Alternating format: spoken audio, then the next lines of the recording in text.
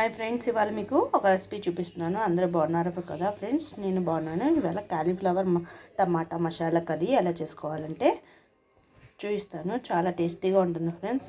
అన్నంలోకి, రోటీలోకి, మనకి బిర్యానీలోకి కూడా చాలా బాగుంటుంది. ఇది ఏంటంటే ఫస్ట్ కాలీఫ్లవర్ని చిన్న చిన్న ముక్కలుగా కట్ చేసుకోవాలి. అలాగే టమాటాలు 3 తీసుకున్నాను గ్రేవీ కోసం. ఇది చిన్న చిన్న ముక్కలుగా కట్ చేసుకోండి. ఉల్లిపాయలు కూడా కట్ చేసుకోండి.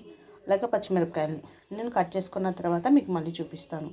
కాలీఫ్లవర్ని ఇలా ఉప్పులో వేసుకొని నానబెట్టుకోవాలి ఫ్రెండ్స్. ఎందుకంటే దాంట్లో ఉన్న పురుగులు లేకపోతే దుమ్ము కానీ ఉన్న పురుగులు ఉన్నాయనుకో చచ్చిపోయి పైకి వచ్చేస్తాయి. అలాగే దుమ్ము ఉంటే పోతుంది కదా, అందుకే ఉప్పు వేసి నానబెట్టుకున్నాను. నేను ఇలా వేసి నానబెట్టుకోండి ఫ్రెండ్స్. నేను ఇప్పుడు టమాటాలు కోసేస్తాను. ఉల్లిపాయలు ఒకటి కోసుకోవాలి. ఉల్లిపాయలు కూడా కోసాక మొత్తం చూపిస్తాను అండి. టమాటాలు కోసి పెట్టేసుకున్నాను. అలాగే ఉల్లిపాయలని పచ్చిమిరపకాయలు కూడా వేసేసుకున్నాను. ఇది కాలీఫ్లవర్. ఇప్పుడు పొయ్యి మీద బాండీ పెట్టుకుందాం మనం ఫ్రెండ్స్.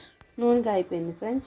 బాండీలో నూనె వేసుకున్నాను కదా, తాలింపు దినుసులు వేసుకోవాలి. కొంచెం ఈ తాలింపు దినుసులు వేగిన తర్వాత మనం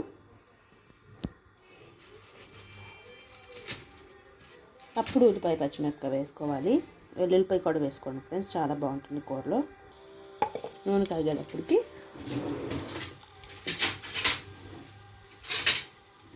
ఇవి కూడా వేగిపోతాయి. ఇదిగోండి, దోరగా వేగిపోవాలి తాలింపు దినుసులు కూడా. అలాగే మనం కోసి పెట్టుకున్నాం కదా ఉల్లిపాయ ముక్కలను పచ్చిమిరపకాయ ముక్కలు వేసేసుకుందాం. ఇది వేగిన తర్వాత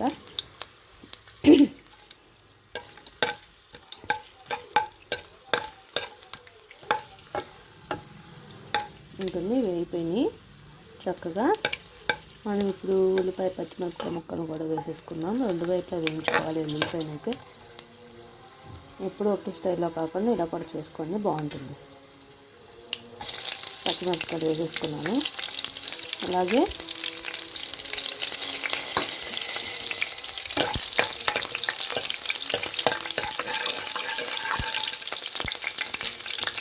ఉల్లిపాయ ముక్కలు కూడా వేసేసుకున్నాను.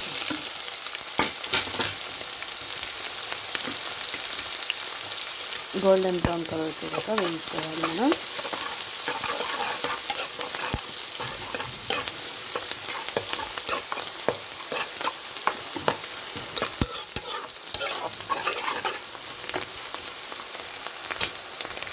ఇదిగోండి, గోల్డెన్ బ్రౌన్ కలర్ వచ్చేసింది కదా.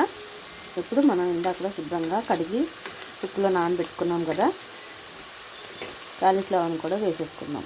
ఎందుకంటే మగ్గాలి కదా ఫ్రెండ్స్, 2 నిమిషాలు మగ్గుతుంది. మనం ఉడకపెట్టుకునే దానికన్నా మనం ఇలా ఆయిల్లోనే మగ్గ పెట్టుకుంటేనే కూర చాలా టేస్టీగా ఉంటుంది.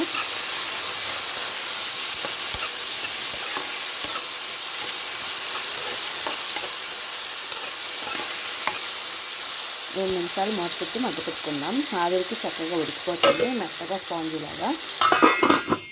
ఫ్రెండ్స్, చక్కగా మగ్గిపోయినట్టే ఉంది. నేను చూడండి, చక్కగా మగ్గిపోయింది.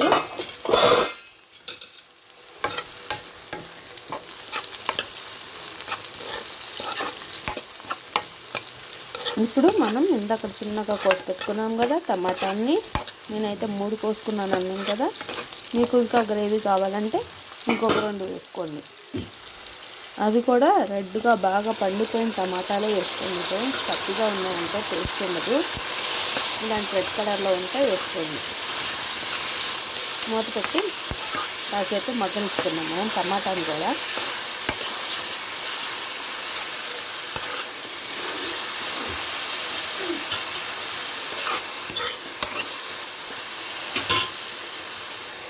మూత పెట్టి మగ్గపెట్టుకుందాం.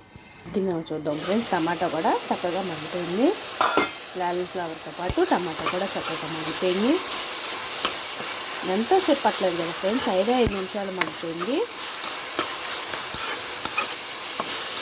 దీంట్లోకి ఇప్పుడు పసుపును ఉప్పు వేసుకున్నాము.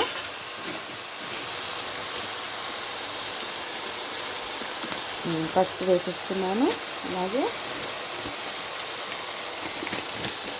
టేస్ట్ చేపంతా ఉప్పు కూడా వేసేసుకుంటున్నాను.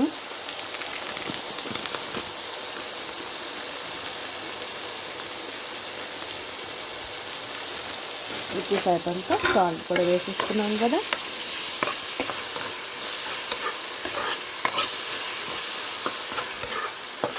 దీంట్లోకి ఇప్పుడు కొంచెం కారం వేసుకున్నాము. కాసేపు మగ్గనిస్తున్నాం. కారం తర్వాత వేసుకున్నాం ఫ్రెండ్స్.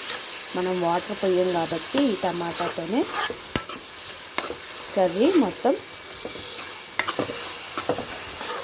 2 నిమిషాలు మూత పెట్టుకుంటే తొందరగా మగ్గిపోతుంది. మగ్గిన చూద్దాం. చక్కగా మగ్గిపోయి ఆయిల్ బయటకు వెళ్ళినప్పుడు ఇప్పుడు కారం వేసుకుందాం. మనం టేస్టింగ్ చేసేంత కారం కూడా వేసుకుందాం.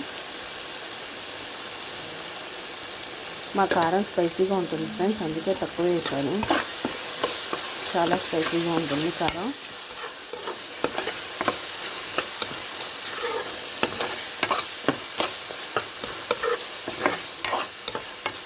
దీంట్లోకి కొంచెం గరం మసాలా వేసుకుంటున్నాను. అలాగే కొత్తిమీర ఉంటే కొత్తిమీర వేసుకోండి. గరం మసాలా కూడా వేసేసుకున్నాను కదా. దీంట్లో ఒక 2 నిమిషాలు వేగుతూ ఉండగా మనం కొత్తిమీర కూడా కట్ చేసి వేసుకున్నాం.